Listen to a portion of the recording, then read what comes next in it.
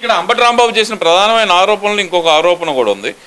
Police అబ్జర్వర్గా election commission నియమించిన వ్యక్తి అటు చంద్రబాబు మాట ఇటు పురంధరేశ్వరి మాట ఎన్నాడు. అందుకే పల్నాడులో ఈ అరాచకాలు అనేది బహిరంగంగా ఆయన చేసిన వ్యాఖ్య. మరి అరాచకాలు అసలు ఎవరు వ్యవహరించింది, ఎవరు అసలు సిఎస్ని అడగాలి. ఆ మాట ఎవరు సిఎస్ పెట్టేది? ఇవన్నీ కూడా సిఎస్ మీ మనిషేగా.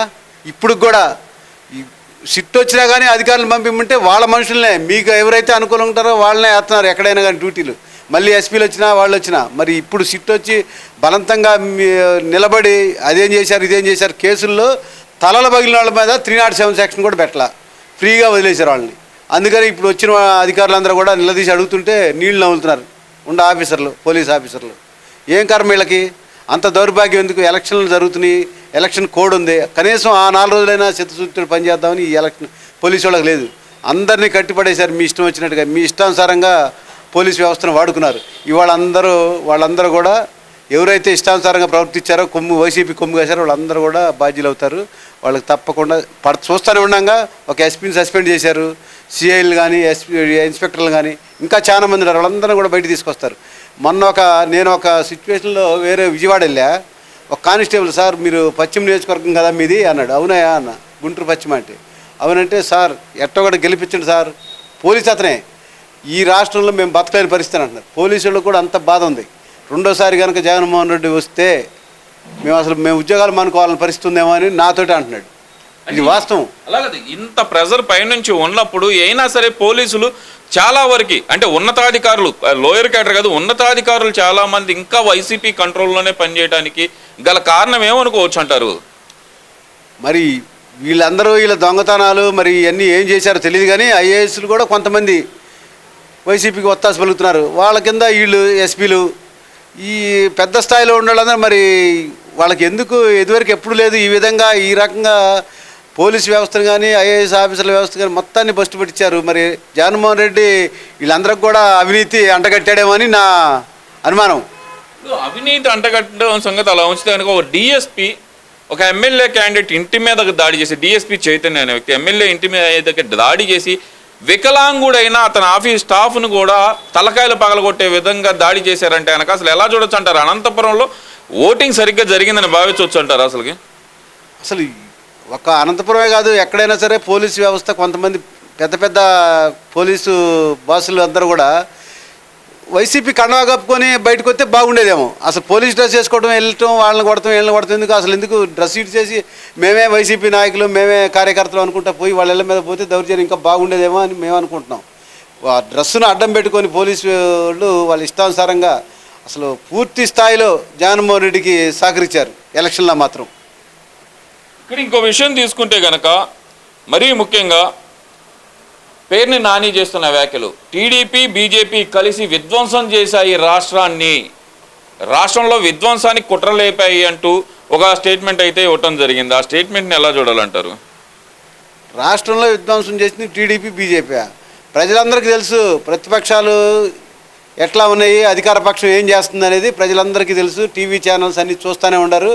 మీరు పల్నాడులో చేసినది వందల మంది కర్రలు, రాడ్డులు, గొడ్డళ్ళు ఇష్టం వచ్చినవి పట్టుకొని రోడ్లు ఎమ్మటి విపరీతంగా జనాన్ని భయభ్రాంతులు చేసి అడ్డం వచ్చినోడిని కొడతాం. ఏమీ తెలియనోడిని, అటు టీడీపీ పార్టీయా ఇంకో పార్టీ అని తెలియనోడిని కూడా ఇష్టానుసారంగా ఓటర్ల బాలగొడతాం, బల్లల బాలగొడతాం, మీ ఇష్టానుసారంగా ఎవరిని పడితే వాడిని కొట్టి చేశారు. ఆ దౌర్జన్యాలని చోట్ల అనంతపురంలో కానీ మాచర్ల నియోజకవర్గంలో కానీ లేకపోతే తిరుపతిలో కానీ చిన్ని నాని గారి మీద చేసింది కానీ ఇవన్నీ కూడా ప్రజలు కళ్ళకు కట్టినట్టు కనపడుతూనే ఇలా ఎవరు మేము కొట్టాము ఎవరు చూడలేదు అనుకుంటారు. మీరు ఛానళ్ళన్నీ కూడా విపరీతంగా ప్రచారం చేసినాయి.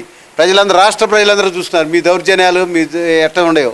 ఇంకా మీరు టీడీపీ వాళ్ళు బీజేపీ వాళ్ళు దౌర్జన్యం చేస్తారంటే ఎవరైనా నమ్ముతారా ఆ మాట? అసలు ఏనాడైనా చూపించావు నువ్వు టీడీపీ వాళ్ళు కానీ బీజేపీ వాళ్ళని కలిసి ఎక్కడైనా గొడ్డళ్ళు కానీ కత్తులు కటార్లు పట్టుకొని తిరిగింది చూసారా? ఇక్కడ ఇంకోటి చూస్తే కనుక గుడివాడ అమర్నాథ్ మేము ఇచ్చిన పథకాలే మమ్మల్ని గెలిపిస్తాయి అని చెప్పి చెప్తున్నాడు. కానీ నేను రాష్ట్రానికి తీసుకొచ్చిన కంపెనీల గురించి మాత్రం ఆయన ఏం మాట్లాడలేకపోతున్నాడు. ఎందువల్ల అంటాడు? అవును, వాళ్ళు తెచ్చిన నవరాత్రాలు వాళ్ళకి ముద్దుగా ఉండయి. వాళ్ళు ఇచ్చినా అయిపోయినా కానీ మేము ఇచ్చామని చెప్పి ప్రచారం చేసుకున్నారు, ప్రజల్లోకి వెళ్ళారు. వాళ్ళు అసలు ఏమని చెబుతారు? పరిశ్రమలు తీసుకొస్తే కదా చెప్పడానికి. ఒకసారి పెట్టి వాడు వచ్చాడు ఈడొచ్చాడని చెప్పి వైజాగ్లో పెట్టాడు జగన్మోహన్ రెడ్డి. వాళ్ళ సొంత మనుషులకే కోట్లు వేసేసి వీళ్ళే పరిశ్రమల అధినేతలు అని చెప్పేసి షో చేసి వాళ్ళ భోజనాలు పెట్టి భోజనాలు కాడే అనుకొని చచ్చారు. ఇంకా వాళ్ళాడ పరిశ్రమల అధినేతలు ఏంది భోజనాలకు ఎవడైనా అనుకుంటాడు? పరిశ్రమలు పెట్టి అధినేతలు వస్తే భోజనం అందలేదని అనుకుంటారు ఎవడన్నా, కానీ అందకపోతే పక్క వాటికి వెళ్ళి శుభ్రంగా తిని వస్తారు. మీ కార్యకర్తలు కాబట్టి ఎగబడి భోజనాలకి తనుకొని మీరే కాల్ చేసుకొని గందరగోళం చేసి మీరు పరిశ్రమలు తెచ్చే స్థాయి మీకు లేదు. అందుకనే ప్రజలు రేపు రాబోయే రోజుల్లో మంచి చెప్పారు, ఆల్రెడీ బుద్ధి చెప్పారు. అన్ని నిక్షేపమైన బాక్సులు తెరిచిన రోజు తెలుస్తుంది మీకు ఎవరేంటనేది. ఇక్కడ మరీ ముఖ్యంగా చూసుకోవాల్సింది land titling act. Land titling act అనేది కేంద్రం ప్రవేశపెడితేనే మేము తీసుకొచ్చామని ఒక పక్కన చెబుతుంటే, ఆర్టీఐ ద్వారా ఒక వ్యక్తి అడిగిన ప్రశ్నకి అసలు ఆ రాష్ట్రంలో అమలు చేసిన సంగతి మాకు తెలియదు అని చెప్పి ఇచ్చిన స్టేట్మెంట్ని అసలు ఎలా చూడొచ్చు అంటారు? చెప్తారు అదే అబద్ధాలు. జగన్మోహన్ రెడ్డి పుడతానే మరి ఏ దశలో పుట్టాడో కానీ ఏ టైంలో అసలు నోట్లోంచి అబద్ధం రాకపోతే తప్పు అనుకోవాలి మనం. అబద్ధం వస్తేనే మంచిది వాడు చేసే పని. అసలు ఏమన్నా నీతి ఆయోగ్ వాళ్ళు ఏం చెప్తున్నారు ఇలా అసలు ఆ చట్టం ఏందో మాకే తెలియదండి ఇంతమటికి అని చెప్పి వాళ్ళు చెబుతున్నారు. ఇతనేం చెబుతున్నాడు? కేంద్రం చెప్పింది మేము చేసాము, నీతి ఆయోగ్ వాళ్ళు కూడా మమ్మల్ని సూచించారు, మేము అందుకని ఈ యొక్క ల్యాండ్ టైటిలింగ్ చట్టం తీసుకొచ్చామని చెబుతాడు. అసలు ఇవాళ వాళ్ళు కొందబద్దలు కొట్టినట్టుగా చెప్పారు, వీళ్ళ పేపర్లో కూడా వచ్చింది. అసలు మాకు దాని గురించి తెలియదు అని. మరి ఇతను ఏంటంటే ఇతను అసైన్డ్ భూములు అవి మనుషులకి ఇష్టారాజ్యంగా రాసుకొని చేసుకొని ఉన్నాడు, ఇతను కూడా ఆక్రమించుకొని ఉన్నాడు. ఇవన్నీ కూడా సెటరేట్ చేసుకోవడం కోసం నీతి ఆయోగ్ వాళ్ళు చెప్పారు లేదా కేంద్రం చెప్పిందని ల్యాండ్ టైటిలింగ్ చట్టం తీసుకొచ్చి ఇలాంటి వీళ్ళు ఇష్టం వచ్చిన పేర్లు ఉంటే వీడికే స్టాంపులు ఇవన్నిటితో పనిలే. నేనున్నాను, నాకు 2 ఎకరాల పొలం ఉందనుకోండి, నేను రిజిస్ట్రేషన్ చేసుకున్న డబ్బులు పెట్టి రిజిస్ట్రేషన్ స్టాంపులు నా దగ్గర ఉండే, వాటితో ఇక పని లేదంట. ఎవడైనా సరే పోయి నా పేరు ఎంఆర్ఓ కానీ లేకపోతే దానికి సంబంధించిన ఆర్ఓ కానీ ఎవడైనా పేరు రాసేసి నీ పేరు మీద రాసేసి 90 రోజులు గడిచింది అంటే వాడికే చెల్లుద్దంట, నాకు చెల్లదంట. మరి ఆ చట్టం ఏందో కొత్త చట్టం వీడి ఇష్టానుసారంగా. ఇందులో ఇంకోటి కూడా జగన్మోహన్ రెడ్డి చెప్పింది ఏంటంటే, దీంట్లో ఒక ఇంటర్వ్యూలో చూసాము, ఒకవేళ గనక మీ భూమి వేరే వాళ్ళు ఆక్రమించుకుంటే ప్రభుత్వం నష్టపరిహారం చెల్లించింది అని చెప్పి ఒక చిన్న లాజిక్ కూడా పెట్టారు దీంట్లో. ఇది సాక్షాత్తు ముఖ్యమంత్రి గారు చెప్పిన మాటే, అంటే ప్రజెంట్ ఆపద్ధర్మ ముఖ్యమంత్రి అయిన జగన్మోహన్ రెడ్డి గారు చెప్పిన మాటే. అసలు ఈ పాయింట్ని అసలు ఎలా చూడాలంటారు?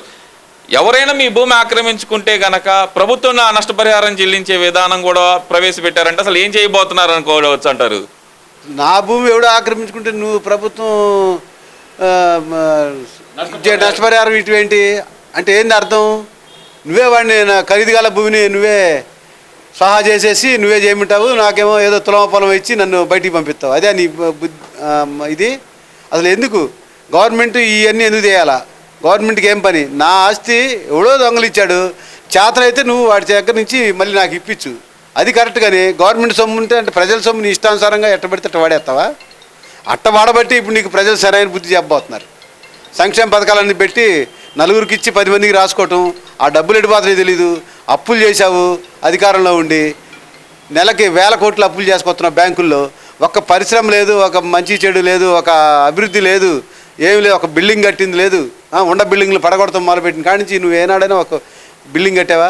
మరి అప్పులు మాత్రం రాష్ట్రంలో విపరీతంగా ఉండే. సంక్షేమ పథకాలు ఏమైనా అందరికీ పూర్తి స్థాయిలో అందించావా? నవరాత్రులలో ఏమీ లేదు, చేసిందే లేదు. ఎక్కడ పోలవరం అక్కడే ఉంది, ఎక్కడ రాజధాని అక్కడే ఉంది. 3 రాజధానుల పేరు మాత్రం చెప్పి జనాన్ని మాయ చేసావు. ఎక్కడ ఒక రాజధాని కూడా ఒక కొబ్బరికాయ కొట్టుంటావేమో కానీ ఒక ఇటుకరాయి మాత్రం వేయాల. రాష్ట్ర వ్యాప్తంగా పెరిగిన ఓటింగ్ శాతంతో మేమే లాభం పొందుతున్నాం, అత్యధికంగా మహిళలు ఓటింగ్లో పాల్గొన్నారు కాబట్టి మేమే గెలవబోతున్నామంటూ వైసీపీ నాయకులు చెప్తున్న దాంట్లో వాస్తవాలు ఎంత ఉన్నాయి అనుకోవచ్చు అంటారు? వైసీపీ వాళ్ళు ఓటింగ్ పెరిగింది అంటే వాళ్ళ కోసమేం పెరగల.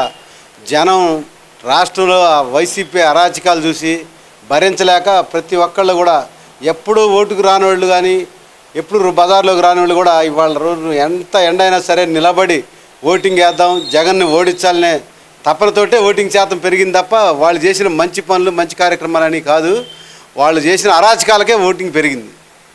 ముఖ్యంగా చూస్తే మహిళలు ఓటింగ్ శాతంలో ఎక్కువ పాల్గొన్నారు కాబట్టి వాళ్ళే లబ్ధి పొందారు, వాళ్ళే మా స్టార్ క్యాంపైనర్లు, వాళ్ళ వల్లే మేము గెలవబోతున్నాం అనేది ప్రధానంగా వాళ్ళు చేస్తున్న వ్యాఖ్య. మరి వాళ్ళు ఇచ్చే సంక్షేమ పథకాల కంటే చంద్రబాబు గారి టైంలో ఇంకా అంతకంటే ఎక్కువ ఇచ్చారు. వీళ్ళు ఏదో సంక్షేమ పథకాలు ఏదో 4 ఇచ్చి నవరత్నాలను పెట్టేసి 4 ఇచ్చి దాంట్లో దొంగ కమిషన్లు 75% వాళ్ళు నువ్వు 25% వీళ్ళు పంచింది. పేరుకి మాత్రం పబ్లిసిటీ మాత్రం విపరీతంగా చేశారు. మేము ఇత్తాం అని మేము ఇంటికి తీసుకొచ్చి ఇస్తున్నాం అని అదొక్కటే వాళ్ళు చేసేది. అదొక్కటి చెప్పుకొని బతికారు ఇన్నాళ్ళు. 5 సంవత్సరాలు కూడా ఇంటికి తీసుకొచ్చి ఇచ్చామని ఇంటికి తీసుకొచ్చి ఇచ్చినంత మాత్రాన ఎవరు కూడా ఆనందపడలేదు. ఏదో మరీ వృద్ధులైతే అయ్యా ఏదో ఇస్తున్నారులే ఇంటికి తీసుకొస్తున్నారని అన్నవాళ్ళే తప్ప ఎవరు కూడా సాటిస్ఫైగా లేరు. ఎందుకంటే 10 మందిలో 4గురికేగా మీరు ఇచ్చేది, మిగిలిన 6 మీరు దోచుకోవటమేగా, సరిపోయింది. ఇంకెందుకు ఏ రకంగా ఉంటారు? రాని వాళ్ళందరూ కూడా గొడవ చేసి మా ఇంట్లో వాడికి రాలేదు వీడికి రాలేదు మాకు వచ్చితే సరిపోయిద్ది అయింది అంటారు. ఇంట్లో ఉదాహరణ చదువుకునే పిల్లలు చూడండి, పోయిన సంవత్సరం 2019లో ఏం చెప్పాడు, ఎంతమంది పిల్లలు ఉంటే అంతమందికి చదువుకి సంవత్సరానికి 15,000 వేస్తాడు. చివరికి ఏం చేశాడు, అధికారంలోకి రాగానే ఒక్కళ్ళకి వేసాడు. ఆ ఒక్కళ్ళకి కూడా మరుగుదొడ్లు కానీ లేకపోతే స్కూల్ మెయింటెనెన్స్ కానీ 2,000 తగ్గించి 13,000 ఇచ్చాడు. ఇది వీళ్ళు చేసిన పనులు జనం అందరికీ అర్థమైంది. అందుకనే ఈ పరిపాలన దుష్ట పరిపాలన మాకు వద్దని చెప్పేసి అందరూ కూడా రోడ్డు మీదకి వచ్చేసి విపరీతంగా ఓట్లు వేశారు. అది వాళ్ళ భ్రమ, వాళ్ళు వీళ్ళందరూ మా కోసం వేశారనుకుంటే వాళ్ళ భ్రమ. మరి ముఖ్యంగా చూస్తే కనుక ఈరోజు వైసీపీ నాయకులు అంటే ముఖ్యంగా మల్లాది విష్ణు వెళ్ళి ఎలక్షన్ కమిషన్ కలిసి వాళ్ళు చేస్తున్న ప్రధానమైన ఆరోపణ ఏంటంటే కనుక కౌంటింగ్ సమయంలో టీడీపీ జనసేన బీజేపీ కలిసి అల్లర్లకు ప్లాన్ చేస్తున్నాయి, దీన్ని అరికట్టండి అంటూ వాళ్ళు ఒక వినతి పత్రం అయితే కనుక ఎలక్షన్ కమిషన్కి ఇవ్వడం జరిగింది. ఎలా చూడాలంటారు ఈ పరిస్థితిని? దొంగ అన్నట్టుగా ముందు కాళ్ళకు బంధం వేయటమే, చేసేదంతా అరాచకాలు వాళ్ళే. అందుకనే కదా రాష్ట్రంలో ఇష్టం వచ్చినట్టుగా ఇష్టానుసారంగా అరాచకం చేస్తే పోలీసులని దగ్గర పెట్టుకుని వాళ్ళ జేబులో పెట్టుకొని చోద్యం చూస్తూ ఉంటారు పోలీసులు కూడా. అందుకనే కదా ఇక్కడ కేంద్రం కూడా ఇప్పుడు ఇవాళ పోలీసు బలగాలను పంపించి సిట్ అనే ఒక వ్యవస్థను పంపించి ఈ ఆరాధీముని ఎవరెవరు తప్పులు చేశారు ఏంది ఈ అరాచకాల కారణాలు ఏంటి, ఎలక్షన్లు అయిపోయినాక ఈ విధంగా ఇష్టం వచ్చినట్టుగా ఒక క్యాండిడేట్ని కూడా అనంతపురంలో పులివర్తి నాని అనే క్యాండిడేట్ని మలాటుతోటి ఎవరో ఏనాడైనా చూసామా ఈ రకంగా దౌర్జన్యం చేయటం, మలాట్లు తీసుకొని కారుని దౌర్జన్యం చేయటం, ఆయన దొరికితే ఆయన కూడా చంపేసేవాళ్ళు. దొరక్క పారిపోయాడు కాబట్టి బతికి బయటపడ్డాడు. అనేక రకాలమైన హింసా ధోరణులు చేశారు కాబట్టి కేంద్రం నుంచి బలగాలు వచ్చి ఇలా ఎంక్వైరీ చేస్తున్నాయి పోలీసు వాళ్ళ మీద కూడా. ఇంత దరిద్రంగా పోలీసు వ్యవస్థను వాడుకొని వాళ్ళనే ఇవ్వాల. వాడెవరు ఇందాక మన సత్తెనపల్లి ఎమ్మెల్యే అంబటి రాంబాబు కూడా పోలీసు వాడు దొంగలు అంటాడు. ఇన్నాళ్ళు 5 సంవత్సరాలు వాడుకున్నాడు, వాడు ఇష్టానుసారంగా వాళ్ళు ఇష్టం వచ్చినట్టుగా వాడుకున్నారు వాళ్ళని, మళ్ళీ వాళ్ళనే దొంగలని నిలబెడతారు. అంటే మీకు అనుకూలంగా ఎంతసేపటికి ఉంటే సరే ఉంది, మీకు అనుకూలమైన పద్ధతిలో, లేకపోతే వాళ్ళ ప్రాణాల మీదకి వచ్చినా కానీ వాళ్ళు మీకు అండగా ఉండాలి కదా తప్ప నిజాలు చెబితే మాత్రం మీరు ఒప్పుకోరు. పోలీసు వాళ్ళు ఎవరో ఒకళ్ళు, అందరూ దొంగలు కాదు, వీళ్ళకి తొత్తులే వ్యవహరించింది కొద్దిమందే, ఒక 20% దాకా ఉంటారు. వాళ్ళ మూలాన పోలీసు వ్యవస్థ మొత్తం బస్టు పట్టిపోయింది.